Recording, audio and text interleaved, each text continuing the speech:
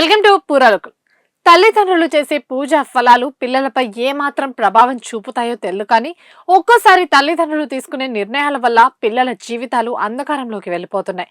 పెద్దల నిర్ణయాలు పిల్లల జీవితాలను నాశనం చేస్తున్నాయి.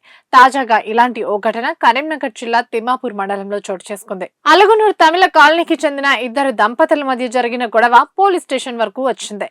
సయోధ్య కోసం పోలీసులు కౌన్సిలింగ్ ప్రయత్నం చేసినా భార్యాభర్తల ప్రవర్తనలో మార్పు రాలేదు. రవికుమార్ లలిత దంపతులు ప్రేమించి 10 ఏళ్ల క్రితం వివాహం చేసుకున్నారు. వీరికి ఇద్దరు కుమార్తెలు.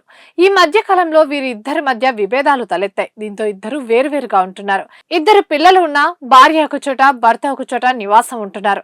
నిజామాబాద్ లో లలిత, అలుగునూరులో రవికుమార్ నివాసం ఉంటున్నారు. అయితే పోలీసుల కౌన్సిలింగ్ ఇచ్చినా వారు వినలేదు. పోలీసులు ఆపినా వినకుండా లలిత వెళ్లిపోయింది. కొద్దిసేపటికే పిల్లలను వదిలి భర్త రవికుమార్ కూడా వెళ్లిపోయాడు.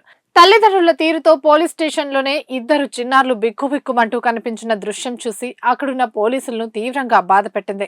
అమ్మ కావాలి అంటూ ఇద్దరు పిల్లలు బిక్కుబిక్కుమంటూ ఏడ్చారు. తల్లిదండ్రుల నిర్లక్ష్యంపై పోలీసులు ఆగ్రహం వ్యక్తం చేశారు.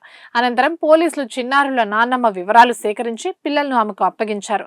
కన్న బిడ్డలను కూడా కాదనుకునేంత కర్కశత్వంతో తల్లిదండ్రులు ప్రవర్తించడంపై తీవ్ర విమర్శలు వెల్లువెత్తుతున్నాయి.